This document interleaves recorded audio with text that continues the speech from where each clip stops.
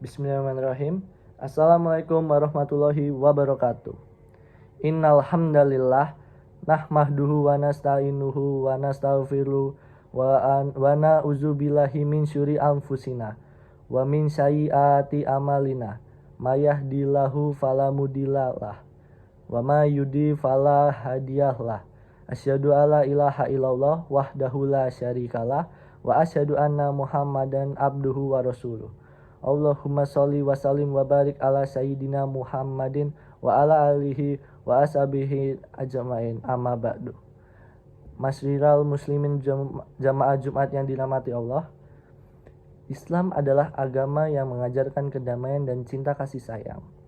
Kata Islam sendiri berasal dari kata aslama yang berarti menyerah diri kepada Allah Subhanahu wa taala. Seorang muslim adalah orang yang menyerahkan diri kepada Allah Subhanahu wa taala dan mematuhi segala perintah dan larangannya.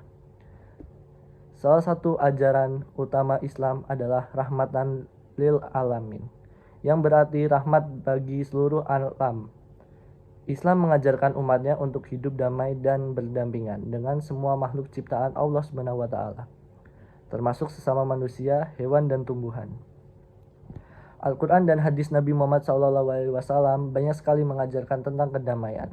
Misalnya, dalam Al-Quran yang disebutkan dalam Quran Surat An-Anfal 8 ayat 61, yang artinya, akan tetapi jika mereka condong pada perdamaian, condonglah engkau, Nabi Muhammad, padanya, dan bertakwalah kepada Allah.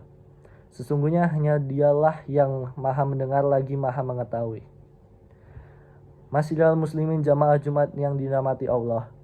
Menurut Buya Hamkam dalam kitab Tasfir Al-Azhar, pangkal ayat ini menjadi bukti bahwa perang bukanlah tujuan. Kalau musuh cenderung kepada perdamaian, artinya ada keahlian tanda-tanda atau bukti bahwa musuh itu lebih suka mencari jalan damai. Hendaklah di dalam kesiapsiagaan dan kewaspadaan yang tinggi itu untuk menempuh jalan damai itu, jalan-jalan menuju damai itu hendaklah dilapangkan, yaitu damai yang tidak akan merugikan atau menjatuhkan mahruah Islam. Ayat ini menunjukkan bahwa Islam adalah agama rahmatan lil alamin, yaitu agama yang membawa rahmat dan kasih sayang bagi seluruh umat manusia. Oleh karena itu, umat muslim harus menyebarkan kedamaian dan kasih sayang kepada seluruh umat manusia, tanpa memandang agama, ras, dan suku.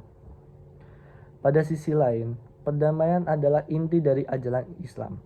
Islam adalah agama yang mengajarkan cinta, kasih sayang, dan toleransi.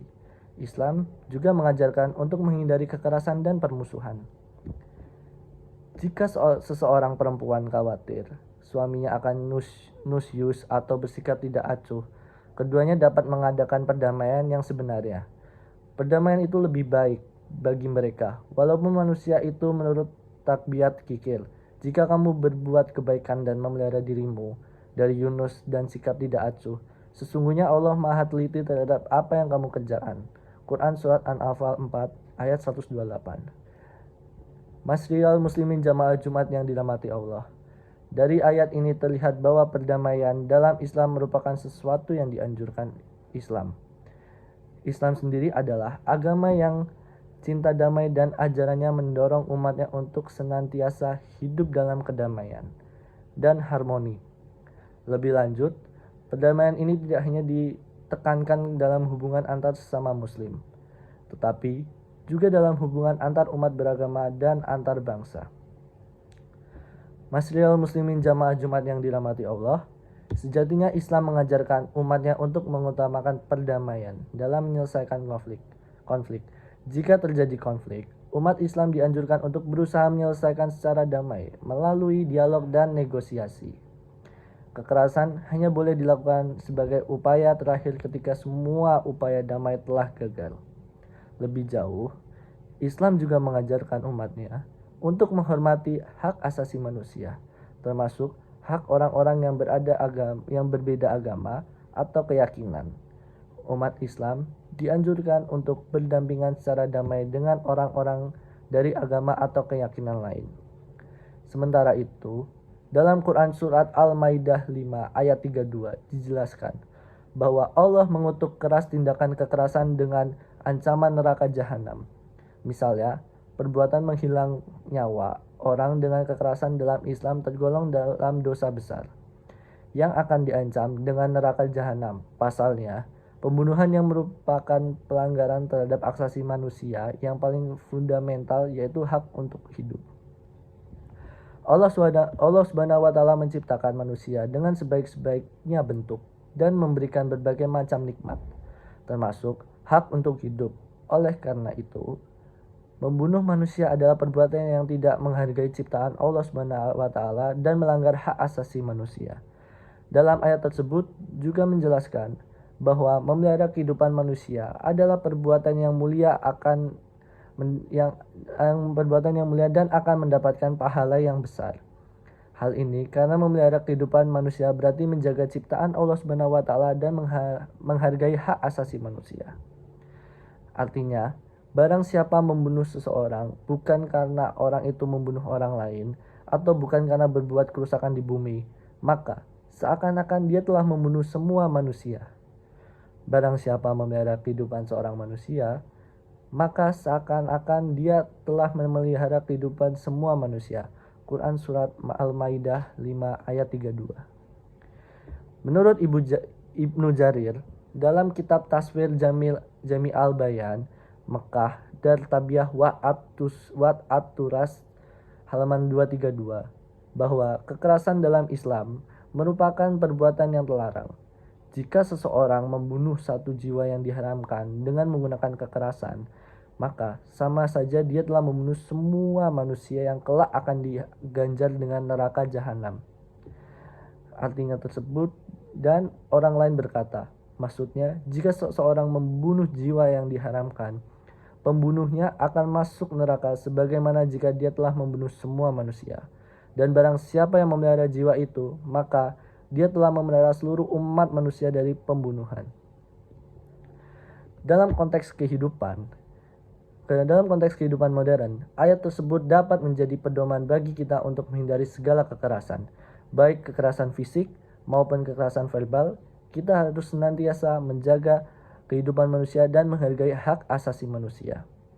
Kita juga harus menjauhi segala hal yang dapat menimbulkan konflik dan kekerasan. Masyiral muslimin jamaah Jumat yang dirahmati Allah.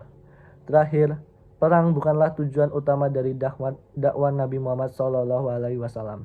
Dakwah Islam lebih diutamakan untuk dilakukan dengan cara damai, dengan mengungkapkan argumen dan dalil-dalil agama Islam. Jika orang-orang non-muslim dapat mendapatkan hidayah dan mau mengucapkan 2 kalimat syahadat tanpa peperangan, maka itulah yang lebih baik daripada jihad atau perang. Dengan kata lain, perang hanya dilakukan jika terpaksa, misalnya untuk mempertahankan diri dari serangan-serangan non-muslim.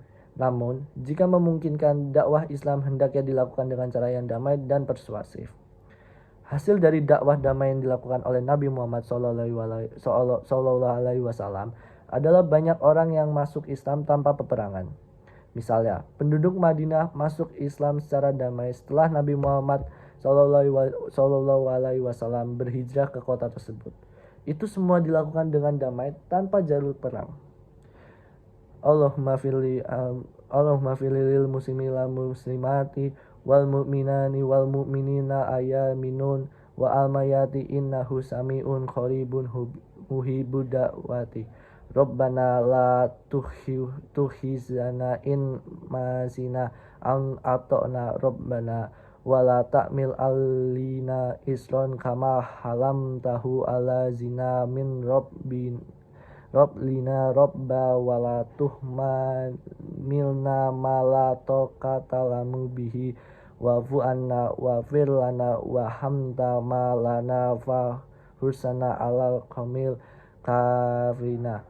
Rabbana atina fid dunya hasanah wa fil akhirati hasanah wa qina adzabannar. Walhamdulillahirabbil alamin.